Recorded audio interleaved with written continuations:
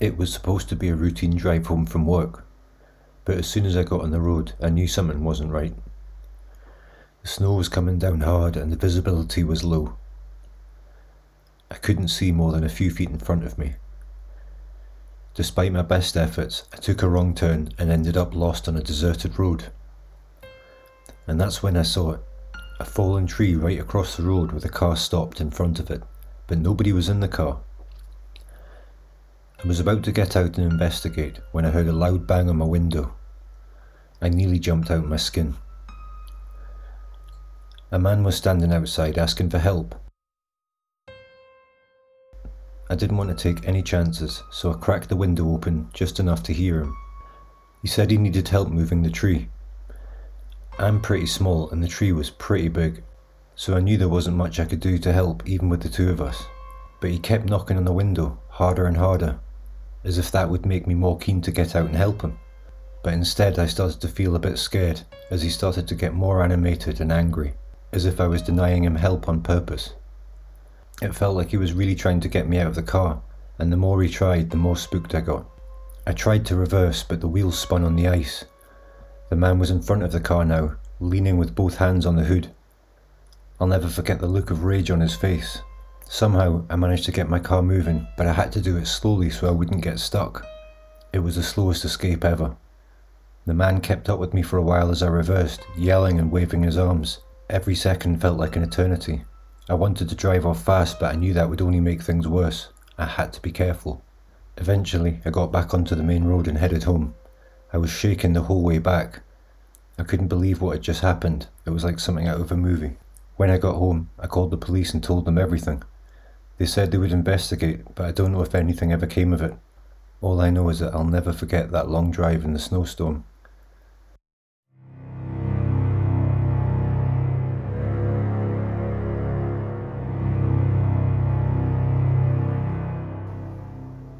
I was driving home from work in a blizzard. The snow was coming down so hard that I could barely see the road in front of me. I was white-knuckling the steering wheel, trying my best to stay on the road and make it home safely. As I continued to drive, a car behind me got closer and closer. It was so close that I could see the headlights reflecting off the snow on my rearview mirror. I started to get nervous, wondering why this car was following me so closely. It wasn't safe. If I had to stop, they would skid right into the back of me. I decided to slow down and wave them past, but they just slowed right down with me, till both cars were moving at a crawl. No attempt to overtake, no flash of the headlights, nothing. But when I got tired of waiting and accelerated, they just accelerated with me. It was insane. Why would you tailgate someone like that in a blizzard? I was getting more and more stressed, and my knuckles were getting whiter and whiter on the steering wheel. I tried waving them past again and still nothing. This time I pulled over by the side of the road, but they just stopped behind me, and I realised I was too scared to get out and confront them. So I pulled away and they pulled away right behind me, my nerves getting more and more shredded as time went on. Finally, I couldn't take it anymore. I decided to pull over at a gas station to ask for help. I thought that maybe if I went inside and waited for a while, the car would go away and I could continue on my way home. I got out of my car and went inside to the safety of the gas station, but when I looked outside, the car that had been following me was nowhere to be seen. Had it turned around and gone the other way? I couldn't be sure. Feeling uneasy, I decided to call my girlfriend and tell her what was happening. She tried to calm me down, telling me that it was probably just someone who was lost in the storm and had followed me by mistake. I wasn't so sure. I decided to wait inside the gas station for a while longer, pretending to look at snacks while silently freaking out, going over all the most horrific possibilities. I must have stayed in there for 15-20 minutes, periodically peeping through the window till I was sure they weren't around. Eventually, I summoned up enough courage to resume my journey. But later, not too far from home, a pair of headlights appeared behind me. They were gaining ground, slowly but surely, and my heart felt like it had dropped into my stomach. I tried to go faster, to keep my distance, but it was difficult and dangerous in the blinding snowstorm, and my car felt like it was on the verge of sliding out from under me. Suddenly I saw new lights flashing in my rearview mirror. Cops? Oh my god, I was so relieved when they pulled me over. Even when the officer wrote me a ticket and told me off for driving at an unsafe speed in such bad conditions.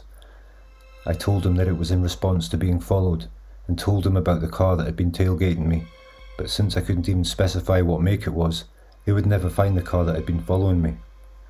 To this day, I still don't know who was behind the wheel of that car or what their intentions were.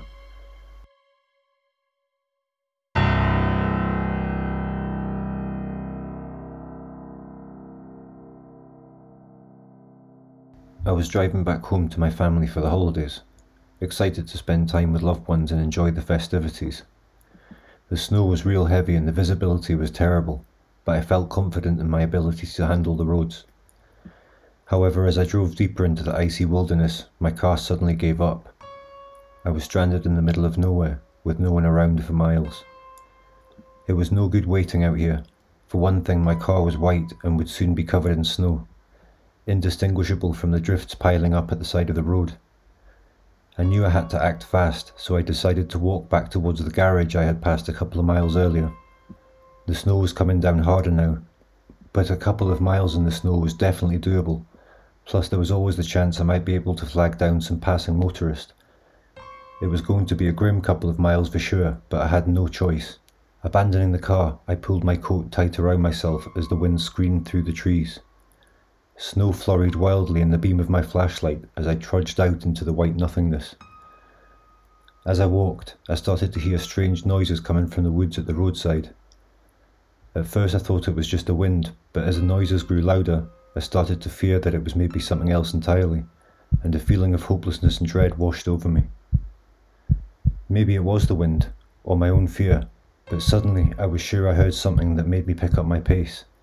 A howling sound, branches racking, all seemingly distinct from the buffeting gale. I felt that I was in serious trouble, scared, slow, and near blind. If it was some animal, a wolf or a coyote, I had no way of defending myself. I picked up my pace, hoping to reach the garage before anything caught up with me. I could not see more than a few feet in front of me, and dark shapes seemed to circle and shift at the edge of my vision. I tried to run, but the deep snow was sapping my energy. My legs were tired and clumsy, and my feet slipped a couple of times, but the panic kept me surging forwards. I could see a faint glow in the distance, growing brighter. It was the garage, and I felt a wave of relief wash over me. I was almost there. I put on a sprint, burst in through the door, slipped and went sprawling into the magazine rack. I lay there panting until someone came over to help me up.